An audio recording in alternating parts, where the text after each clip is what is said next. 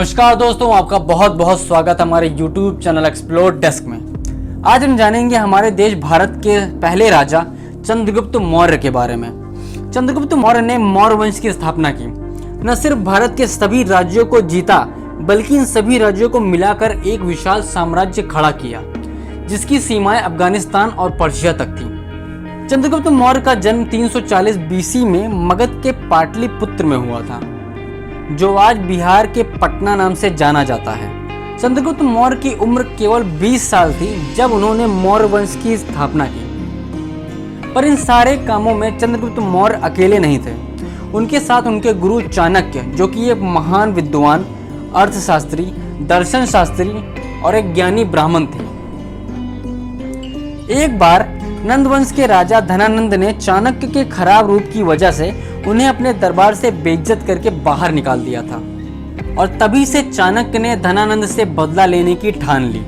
चाणक्य को एक नौजवान योद्धा की तलाश थी जो चाणक्य के साथ मिलकर धनानंद से उसका बदला ले सके, और तभी चाणक्य को विंध्या के जंगलों में चंद्रगुप्त मौर्य मिले।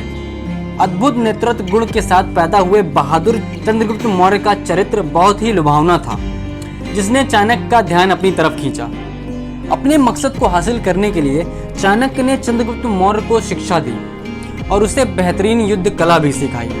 साथ ही उन्होंने चंद्रगुप्त मौर्य को मानवता और राजनीति सहित हर वो चीज सिखाई जो एक ताकतवर राजा बनने के लिए जरूरी होता है। और 322 BC में चाणक्य की मदद से चंद्रगुप्त मौर्य अपनी सेना बनाने में कामयाब हुआ और धनानंद को हराकर मगध में मौर्य वंश की नींव डाली।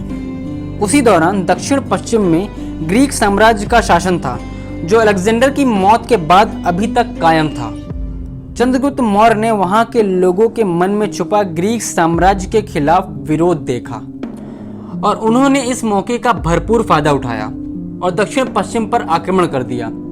वहां के जनरल्स के बीच चल रही आपसी तनाव ने चंद्रगुप्त मौर्य का काम और भी आसान कर दिया, और चंद्रगुप्त मौर्य ने वो पूरा इलाका जीतकर वहां अपना शासन लागू किया। दक्षिण पश्चिम जीतने के पश्चात वो अपनी बड़ी सेना के साथ सिंधु घाटी की तरफ आगे बढ़े, जो आज अफगानिस्तान और पूर्वी पर्शिया के नाम से जाना जाता है। सिंधु घाटी में उस वक्त ग्रीक शासक सेल्यूकस निकेटर का शासन था। शुरुआत में सेल्यूकस और चंद्रगुप्त मौर्य के बीच बहुत ही आक्रामक युद्ध हुआ, पर सेल्यूकस ने जल्द ही हार मान ली, और तब अपने राज्य में शांति के लिए सेल्यूकस ने चंद्रगुप्त मौर्य से समझौता किया और साथ ही चंद्रगुप्त मौर्य से अपनी बेटी की शादी भी की, और इस तरह से सिंधु घाटी भी मौर्य वंश के अधीन हुई। अफगानिस्तान जीतने के साथ साथ चंद्रगुप्त मौर्य ने Hindu Kush, Iran, Tajikistan, Kyrgyzstan पर भी कब्जा किया।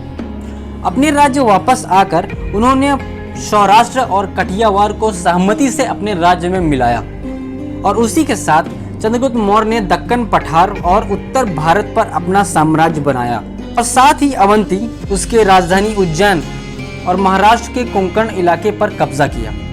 और इस तरह देखते ही देखते चंद्रगुप्त मौर्य ने लगभग पूरे भारत पर अपना साम्राज्य खड़ा कर दिया, और इस विशाल साम्राज्य पर शासन करने के लिए पाटलिपुत्र को अपनी राजधानी बनाई।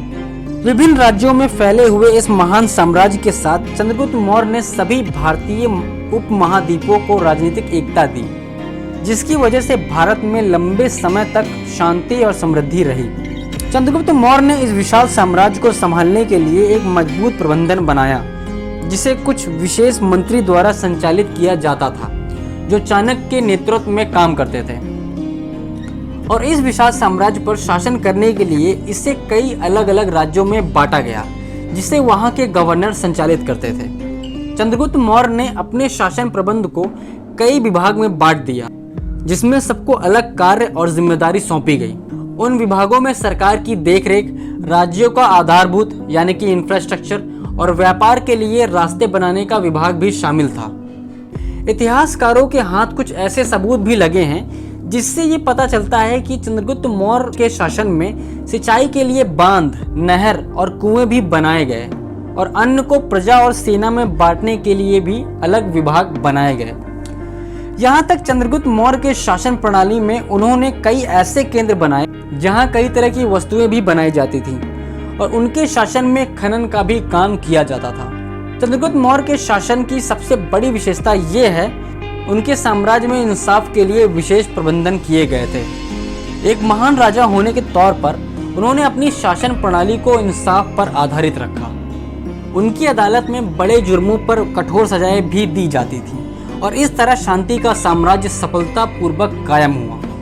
चंद्रगुप्त मौर्य के शासन में हर गांव में एक छोटी अदालत बनाई गई, ठीक आज की पंचायत की तरह। चाणक्य की लिखी किताब अर्थशास्त्र के हिसाब से चंद्रगुप्त मौर्य के प्रबंधन में कुल 26 विभाग थे और इस तरह एक विशाल साम्राज्य में भारत में कई सालों तक विकास और कानून दोनों कायम रहा। दोस्तों, आपको ये वीडियो कैसी लगी कमेंट में ज़रूर लिखें और अगर ये वीडियो आपको पसंद आई तो इसे लाइक और शेयर करें और चैनल ज़रूर सब्सक्राइब करें। वीडियो देखने के लिए आपका बहुत बहुत धन्यवाद।